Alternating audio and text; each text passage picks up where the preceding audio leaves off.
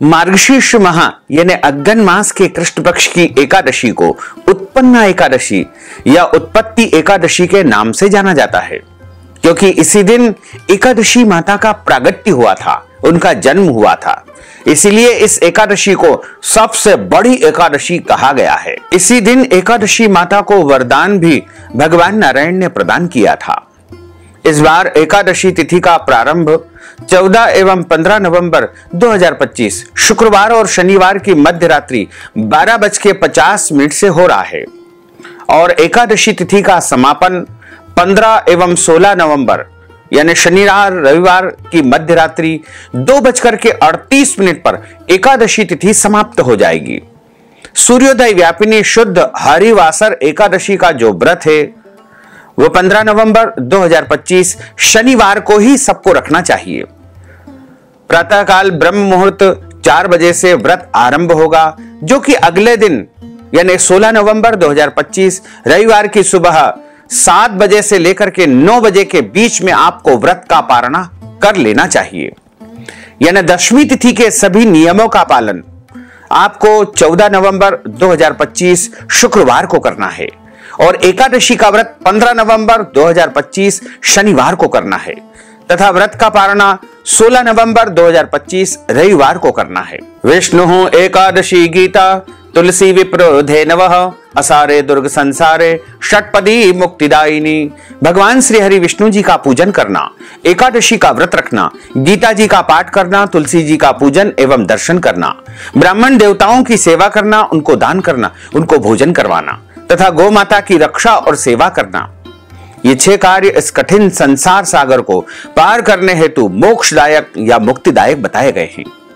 पूरे एक वर्ष में 24 एकादशी आती है, लेकिन जिस साल अधिक मास या पुरुषोत्तम मास आता है उस साल 2 अधिक एकादशी यानी कुल मिलाकर के उस वर्ष 26 एकादशी आती है। प्रत्येक महीने में 2 बार एकादशी आती है, एक कृष्ण पक्ष में, दूसरी शुक्ल पक्ष में। दोनों ही एकादशियों का भिन्न भिन्न महत्व हमारे धर्म ग्रंथों तथा पुराणों में बताया हुआ है। एकादशी का व्रत भगवान श्री हरि लक्ष्मी नारायण जी का परम प्रिय व्रत है और एकादशी का व्रत करने से मनुष्यों के कई जन्मों के पाप जड़ से नष्ट हो जाते हैं तथा उनके पुण्यों का उदय होता है। जब मनुष्य के जन्म जन्मांतर के पाप नष्ट हो जाते हैं तभी उन्हें सांसारिक और भौतिक सुखों की प्राप्ति होती है।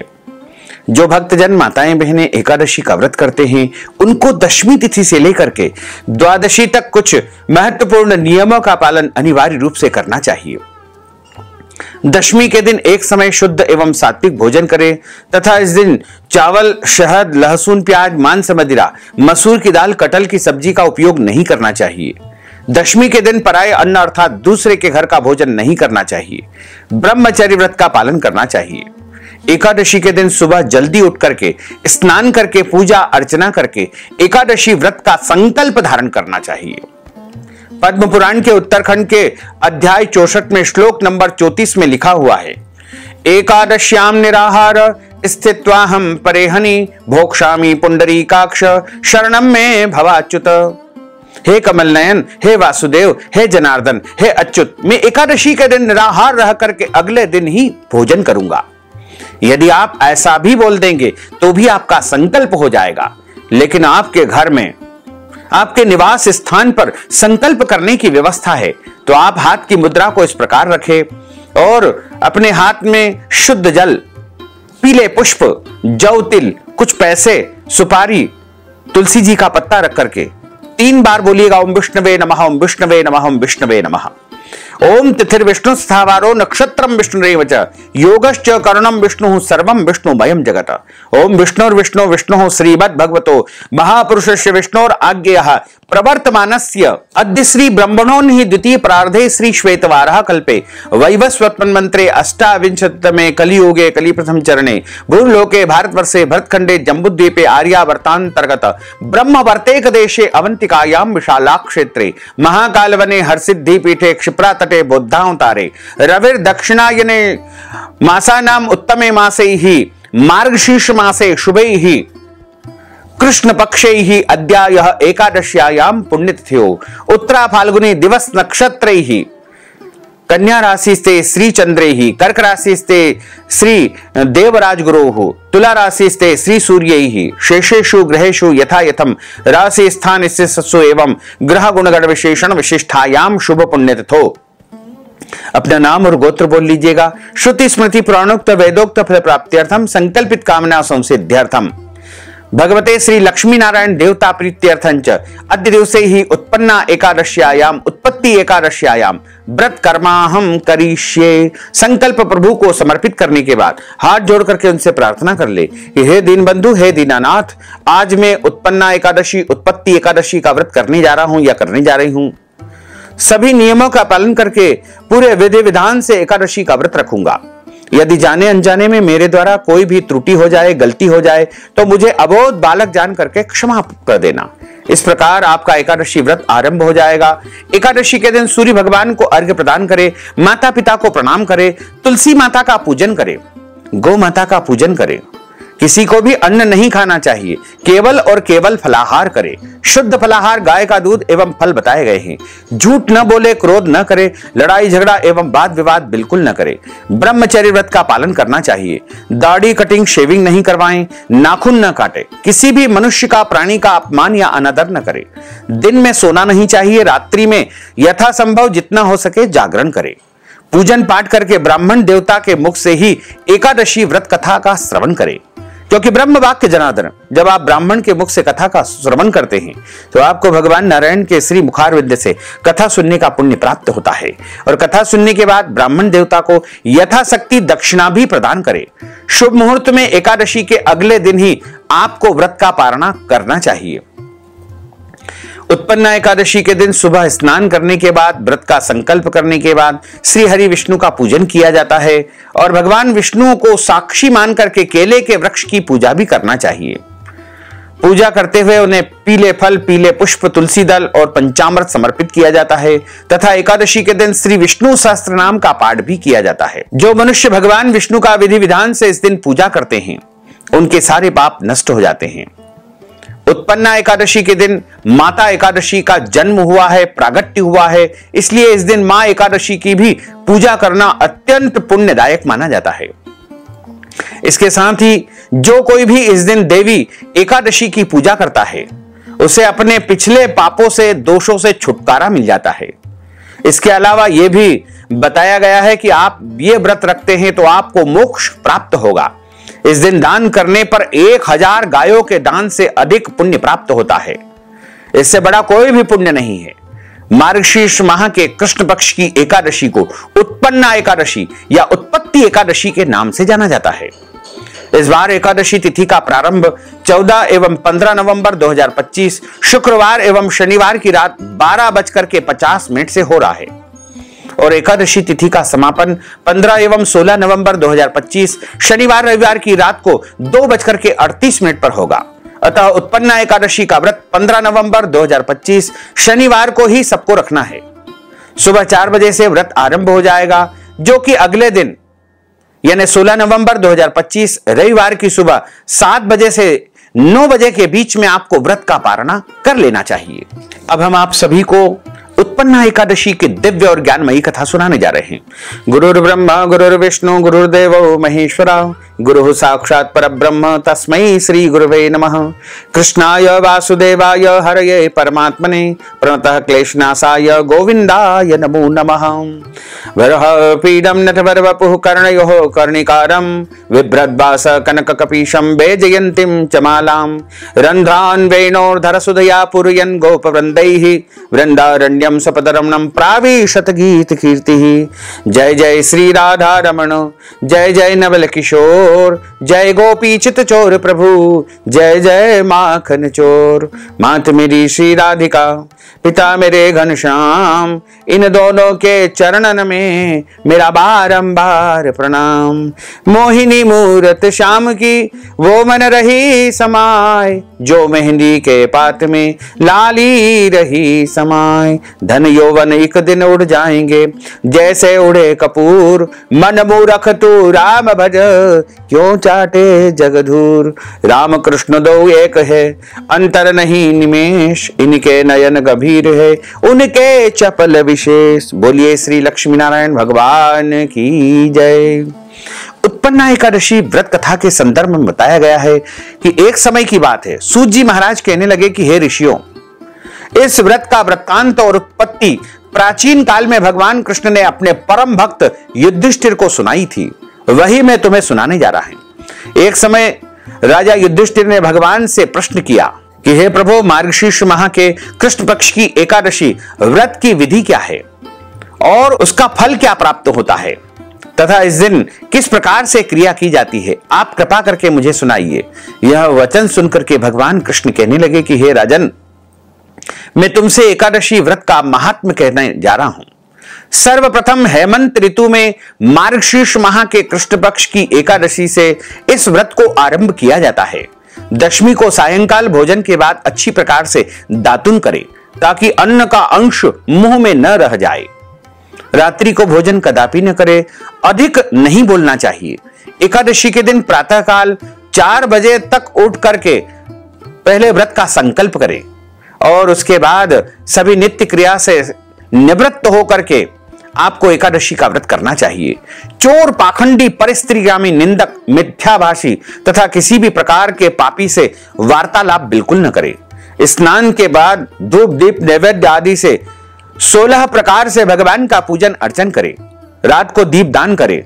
रात्रि में सोना या प्रसंग नहीं करना चाहिए। भजन कीर्तन करना चाहिए। जो कुछ पहले जाने अनजाने में पाप हो गए हों उनके लिए क्षमा याचना करनी चाहिए। धर्मात्मा पुरुषों को भगवान कृष्ण की प्रसन्नता के लिए दोनों पक्ष यानी कृष्ण पक्ष, शुक्ल पक्ष दोनों ही एकादशियों को समान भाव से समझ करके व्रत करना चाहिए। जो मनुष्य इस विधि से एकादशी का व्रत करते हैं उन्हें शंखोद्धार तीर्थ में स्नान करके भगवान के दर्शन करने से जो फल प्राप्त होता है वह एकादशी व्रत के 16वें भाग के समान नहीं है। व्यतिपात के दिन दान देने का लाख गुना फल होता है। संक्रांति से 4 लाख गुना तथा सूर्य एवं चंद्र ग्रहण में स्नान दान से जो पुण्य प्राप्त होता है वही पुण्य एकादशी के दिन व्रत करने से मनुष्य को सहज ही मिल जाता है। अश्वमेध यज्ञ करने से 100 गुना फल तथा 1 लाख तपस्वियों को 60 वर्ष तक भोजन कराने से 10 गुना फल, 10 ब्राह्मणों अथवा 100 ब्रह्मचारियों को भोजन करवाने का 1000 गुना पुण्य भूमि दान करने से होता है। उससे 1000 गुना पुण्य कन्यादान करने से प्राप्त होता है। उससे भी 10 गुना पुण्य विद्या दान करने से होता है। विद्यादान से 10 गुना पुण्य भूखे को भोजन करवाने से प्राप्त होता है। अन्नदान के समान इस संसार में कोई भी ऐसा कार्य नहीं है जिससे देवता और पितर दोनों तृप्त होते हों, परंतु एकादशी व्रत का पुण्य सबसे अधिक बताया गया है। हजारों यज्ञों से भी अधिक इसका फल प्राप्त होता है। इस व्रत का प्रभाव देवताओं को भी दुर्लभ है। रात्रि को भोजन करने वाले को उपवास का आधा फल मिलता है और दिन में 1 बार भोजन करने वाले को भी आधा ही फल प्राप्त होता है, जबकि फलाहार करके निर्जला व्रत रखने वाले का महात्म्य तो देवता भी वर्णन नहीं कर सकते हैं। युधिष्ठिर कहने लगे कि हे भगवान, आपने हजारों यज्ञ और लाख गोदानों को भी एकादशी व्रत के बराबर नहीं बताया है, सो यह तिथि सब तिथियों से उत्तम कैसे हुई, यह भी मुझे बताइए। भगवान कहने लगे कि हे युधिष्ठिर, सतयुग में मुर नाम का दैत्य उत्पन्न हुआ। वह बड़ा बलवान और भयानक था। उस प्रचंड दैत्य ने इंद्र, आदित्य, वसु, वायु, अग्नि आदि समस्त देवताओं को पराजित करके भगा दिया। तब इंद्र सहित सभी देवताओं ने भयभीत होकर के भगवान शिव से सारा वृत्तांत कहा और बोले कि हे कैलाशपति, मुर दैत्य से भयभीत होकर के सब देवता मृत्यु लोक में भ्रमण कर रहे हैं। तब भगवान शिव ने कहा कि हे देवताओं, तीनों लोकों के स्वामी, भक्तों के दुखों को नाश करने वाले भगवान विष्णु की शरण में जाओ, वे ही तुम्हारे दुखों को दूर कर सकते हैं। शिव जी के ऐसे वचन को सुनकर के सभी देवता क्षीर सागर में पहुंचे। वह भगवान को शयन करते देख करके हाथ जोड़ करके उनकी स्तुति करने लगे। हे देवताओं द्वारा स्तुति करने योग्य प्रभु, आपको बारंबार प्रणाम करते हैं, नमस्कार करते हैं। देवताओं की रक्षा करने वाले मधुसूदन, आपको नमस्कार है। आप हमारी रक्षा करें। दैत्यों से भयभीत होकर हम आपकी शरण में आए हुए हैं और हे प्रभु, हम आपको बारंबार नमन करते हैं, प्रणाम करते हैं। आप इस संसार के कर्ता, माता पिता, उत्पत्ति और पालन करता है। तथा संहार करने वाले भी आप हैं। सबको शांति देने वाले भी आप हैं। आकाश और पाताल भी आप हैं। सबके पितामह ब्रह्मा, सूर्य, चंद्र, अग्नि, सामग्री, होम, आहुति, मंत्र, तंत्र, यंत्र, जप, यजमान, यज्ञ, कर्म, कर्ता, भोक्ता, सभी कुछ आप हो। आप सर्वव्यापक है। आपके सिवा तीनों लोकों में चर तथा अचर कुछ भी नहीं है। हे भगवान, दैत्यों ने हमको जीत करके स्वर्ग से भ्रष्ट कर दिया है और हम सब देवता इधर उधर भागे भागे फिर रहे हैं। आप उन दैत्यों से हम सबकी रक्षा करें। इंद्र के ऐसे वचन को सुनकर के भगवान विष्णु कहने लगे कि हे इंद्र, ऐसे मायावी दैत्य कौन है जिसने सब देवताओं को जीत लिया है? उसका नाम क्या है? उसमें बल कितना है और किसके आश्रय में है तथा उसका स्थान कहां है? यह सब मुझे कहो। भगवान के ऐसे वचन को सुनकर के इंद्र बोले कि भगवान, प्राचीन समय में एक नाड़ी जंग नामक राक्षस था। उसके महापराक्रमी और लोक विख्यात मुर नाम का एक पुत्र उत्पन्न हुआ। उसकी चंद्रावती नाम की नगरी है। उसी ने सब देवताओं को स्वर्ग से निकाल करके वहां अपना अधिकार जमा लिया है। उसने इंद्र, अग्नि, वरुण, यम, वायु, ईश, चंद्रमा, नैरथ आदि सबके स्थान पर अपना अधिकार, अपना प्रभुत्व जमा लिया है। सूर्य बनकर के स्वयं ही प्रकाश करता है, स्वयं ही बादल बनकर के मेघ बन बैठा है और सबसे अजय है। हे असुर निकंदन, उस दुष्ट को मार करके देवताओं को अजय बनाइए।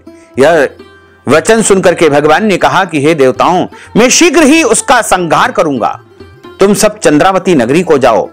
इस प्रकार कह करके भगवान सहित सभी देवताओं ने चंद्रावती नगरी की ओर प्रस्थान किया। उस समय दैत्य मुर सेना सहित युद्ध भूमि में गरज रहा था। उसकी भयानक गर्जना को सुनकर के सभी देवता भय के मारे चारों दिशाओं में भागने लगे। जब स्वयं भगवान रणभूमि में आए तो दैत्य उन पर भी अस्त्र शस्त्र आयुध दौड़ाने लगा और उनके पीछे दौड़ने लगा। भगवान ने उन्हें सर्प के समान अपने बाणों से बीन डाला। बहुत से दैत्य मारे गए, केवल मुर बचा। वह अविचल भाव से भगवान के साथ युद्ध करता रहा। भगवान जो भी तीक्ष्ण बाण चलाते वह उसके लिए पुष्प सिद्ध होता था। उसका शरीर छिन्न भिन्न हो गया, किंतु वह लगातार युद्ध करता रहा। भगवान और दैत्य के बीच में मल्ल युद्ध हुआ। 10,000 वर्ष तक उनका युद्ध लगातार चलता रहा, किंतु मुर दैत्य हारा नहीं, थका नहीं। अंत तो गत्वा थक करके भगवान बद्रिकाश्रम चले गए। वहां हेमवती नामक सुंदर गुफा थी। उसमें विश्राम करने के लिए भगवान उसके अंदर प्रवेश कर गए। वह गुफा 12 योजन लंबी थी और उसका एक ही द्वार था। विष्णु भगवान वहां योग निद्रा की गोद में सो गए। मुर नामक राक्षस भी पीछे पीछे आ गया और भगवान को सोया देख करके मारने को तैयार हुआ। तभी भगवान के शरीर से उज्जवल कांतिमय रूप वाली एक देवी प्रकट हुई। उन देवी ने राक्षस मुर को ललकारा, युद्ध किया और उसे तत्काल ही मौत के घाट उतार दिया। श्रीहरि जब योग निद्रा की गोद से उठे तो सब बातों को जान करके उस देवी से कहा कि आपका जन्म एकादशी के दिन हुआ है, अतः आप उत्पन्ना एकादशी के नाम से पूजित होगी। आपके भक्त वही होंगे जो मेरे भक्त होंगे। जो भक्त प्रत्येक एकादशी का व्रत करेगा उसे करोड़ों करोड़ों जन्म के पुण्य प्राप्त हो जाएंगे और उसके करोड़ों करोड़ों जन्म के पाप नष्ट हो जाएंगे। तो हे एकादशी, आज आपने प्रकट होकर के और उस राक्षस का संहार किया है, इसलिए मैं वरदान देता हूं कि आप इस संसार में मेरे समान सदैव पूजित रहोगी। और जो भक्त आपका व्रत करेंगे, आपकी पूजा करेंगे और उस दिन मेरी आराधना करेंगे, उनके सभी कष्टों और संकटों का मैं निश्चय ही हरण करूंगा, इसमें कोई संशय नहीं है। बोलिए लक्ष्मी नारायण भगवान की जय। अच्युतम केशवम राम नारायणम कृष्ण दामोदरम वासुदेवम हरे श्रीधरम माधवम गोपिका वल्लभम श्री जानकी नायकम श्री रामचंद्रम भजे जानकी मनोहरम सर्वलोक नायकम श्री शंकरादि सेवितम पुण्य नाम कीर्तनम श्री राम राम राम राम राम नाम तायकम रामा कृष्णा वासुदेवा भक्ति मुक्तिदायकम रामा कृष्णा वासुदेवा भक्ति मुक्तिदायकम। अब हम सभी मिलकर के प्रभु की आरती का गायन करेंगे। ओम जय जगदीश हरे स्वामी जय जगदीश हरे, भक्त जनों के संकट दास जनों के संकट क्षण में दूर करे। ओम जय जगदीश हरे, जो ध्यावे फल पावे दुख बिन से मन का, स्वामी दुख बिन से मन का, सुख संपत्ति घर आवे कष्ट मिटे तन का। ओम जय जगदीश हरे, मात पिता तुम मेरे शरण गहूं मैं किसकी, स्वामी शरण गहूं मैं किसकी, तुम बिना और न दूजा प्रभु बिना और न दूजा, आस करूं मैं किसकी। ओम जय जगदीश हरे, तुम पूर्ण परमात्मा तुम अंतरयामी, स्वामी तुम अंतरयामी, पर ब्रह्म परमेश्वर तुम सबके स्वामी। ओम जय जगदीश हरे, तुम करुणा के सागर तुम पालन करता, स्वामी तुम पालन करता, मैं सेवक तुम स्वामी कृपा करो भरता।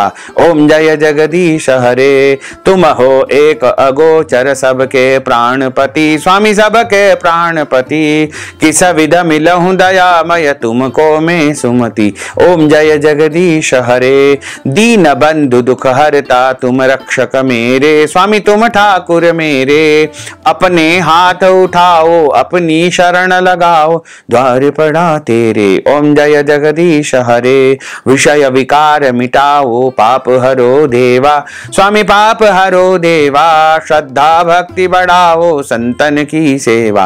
ओम जय जगदीश हरे, तन मन धन सब कुछ है तेरा, स्वामी सब कुछ है तेरा, तेरा तुझको अर्पण क्या लागे मेरा। ओम जय जगदीश हरे, पूर्ण ब्रह्म की आरती जो कोई नर गावे, स्वामी जो कोई नर गावे, कहत शिवानंद स्वामी जपत हर हर स्वामी मनवांछित फल पावे। ओम जय जगदीश हरे, जय जगदीश हरे, स्वामी जय जगदीश हरे, भक्त जनों के संकट दास जनों के संकट क्षण में दूर करे। ओम जय जगदीश हरे, कर्पूर गौरम करुणावतारम संसार सारम भुजगेंद्रहारम सदा वसंतम हृदयारविंदे भवम भवानी सहितम नमामि आरार्तिक्यम समर्पयामि। नमो नमः। हरि ओम मा यज्ञेन यज्ञमय जंत देवास्तानि धर्माणि भवन्यासनते हनाकं महिमानः सचन्त्र पूर्वे साध्याः सन्ति देवाः। ओम राजाधिराजाय प्रसय्यसाहिने नमो वयं वै श्रवणाय कुर्महे, समे कामान् कामकामाय मह्यं कामेश्वरो वै श्रवणो ददातु कुबेराय वै श्रवणाय महाराजाय नमः। सत्य साम्राज्यं भोज्यं स्वराज्यं वैराज्यं पारमेष्टं राज्यं महाराजमाधिपत्यमय्यं समन्तपर्यायै स्यात् सार्वभौमः सार्वायुषान्तार्धा प्रार्धात् पृथिव्यै समुद्रपर्यन्ताय एकराट् इति तदप्येष श्लोको अभिहितो भरतः परिवेष्टारो मृतस्यावसान् ग्रहे आविक्षतस्य कामप्रेर्विश्वे देवा सभा सदेति। ओम विश्वा तच्चक श्रुत विश्वतो मुखो विश्वतो बाहुरतो विश्वस्पात् संबाहुभ्यां धमते संपतत्रेर्द्या वा भूमिं जनयन् देवैकः। ओम एकदन्ताय विद्महे वक्रतुण्डाय धीमहि तन्नो दन्ती प्रचोदयात्। ओम नारायणाय विद्महे वासुदेवाय धीमहि तन्नो विष्णु प्रचोदयात्। ओम नाना सुगंध पुष्पाणि यथा कालोद्भवानि च पुष्पाञ्जलिमयत्तं ग्रहाण परमेश्वर मंत्रहीनं क्रियाहीनं भक्तिहीनं सुरेश्वर यत्पूजितं मया देवा परिपूर्णं तदस्तु मे। आवाहनं न जानामि तवार्चनं पूजाञ्च न जानामि। क्षम्यतां परमेश्वर क्षम्यतां परमेश्वर क्षम्यतां परमेश्वर। बोलिए लक्ष्मी नारायण भगवान की जय, श्री वृंदावन बिहारी लाल की जय, द्वारकाधीश भगवान की जय, गिरिराज धरण की जय, श्री श्याम सुंदर यमुने महारानी की जय, जगत गुरु श्री वल्लभाधीश की जय, गोसाई जी परम दयाल की जय, गुरुदेव की जय, लाडले लाल की जय, आज के आनंद की जय, धर्म की जय हो, अधर्म का नाश हो, प्राणियों में सद्भावना हो, विश्व का कल्याण हो, सनातन धर्म की जय हो, गौ माता की जय हो, नगर बस्ती की जय हो, आज के आनंद की जय हो। नमः पार्वती पते, हर हर महादेव हर। भक्तजनों, माताओं बहनों, उत्पन्ना एकादशी के निमित्त आप कथा की दक्षिणा प्रदान करना चाहते हैं या फिर एकादशी व्रत का उद्यापन करवाना चाहते हैं, एकादशी व्रत संबंधी कोई भी पूजन पाठ अनुष्ठान यदि आप करवाना चाहते हैं तो अपना नाम और गोत्र हमें व्हाट्सएप के माध्यम से भेजें तथा इस हेतु नगद धनराशि हमारे गूगल पे, फोन पे, पेटीएम नंबर, अकाउंट नंबर के माध्यम से भेज करके उत्पन्ना एकादशी का संपूर्ण पुण्य प्राप्त कर सकते हैं। साथ ही आप सभी से अनुरोध है कि हमारे इस ज्ञानवर्धक वीडियो को अधिक से अधिक लोगों को शेयर करिएगा, लाइक करिएगा, कमेंट करिएगा और यदि अभी तक आपने सब्सक्राइब नहीं किया है तो अभी और इसी समय सब्सक्राइब कर लीजिए ताकि इसी प्रकार की ज्ञानवर्धक वीडियो आपको सबसे पहले प्राप्त हो सके। आपको और आपके पूरे परिवार को सादर जय श्री कृष्ण, सादर धन्यवाद।